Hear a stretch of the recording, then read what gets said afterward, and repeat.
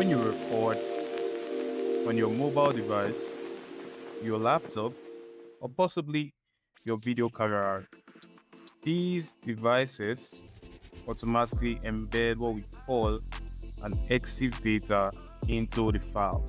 So when you check a file, an image file for instance, and you observe it's about 2 MB and you're wondering why is it 2 MB, it's not just the pictures that are there, it also contains the EXIF data.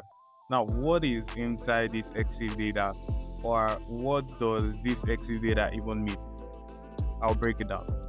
EXIF means exchangeable image format, exchangeable image file format, and it's a type of metadata specifically for images, videos, and audio files. So whether you record an audio file or you record a video or take a picture, an image, EXIF data is always present.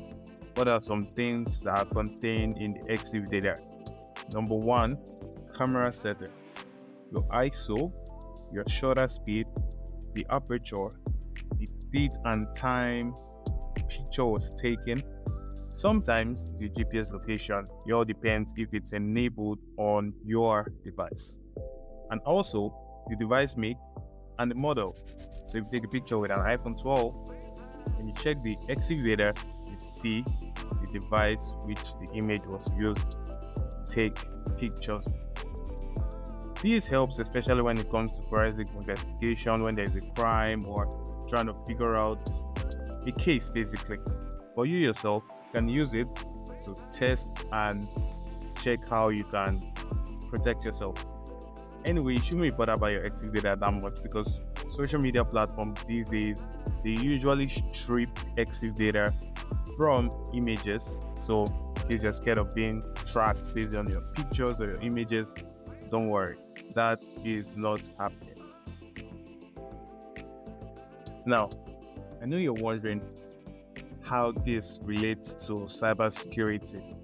It does in a lot of ways. I'll explain it. Number one, when an attacker wants to attack a target or a victim, he does what we call reconnaissance, which is information gathering in other words. So he does his information gathering about a particular target. So let's say I wear a black hat and I want to attack someone that is working at a bank or something. Well, what I would do is firstly try to know the type of device such target is using. That is exactly how the black hat hacker thinks. What device is he using? And what other way can he use to get the device model so that he can structure his attack to that particular device? So that is how. So the hacker may probably go online, get a picture, use the EXIF tool to extract and get the device model of the person, assuming the person uses phone to take a picture, and get the exact device and say, oh, it's using an iPhone 12. So what iPhone 12 attack can I perform? So the person uses it to do information gathering to attack the target.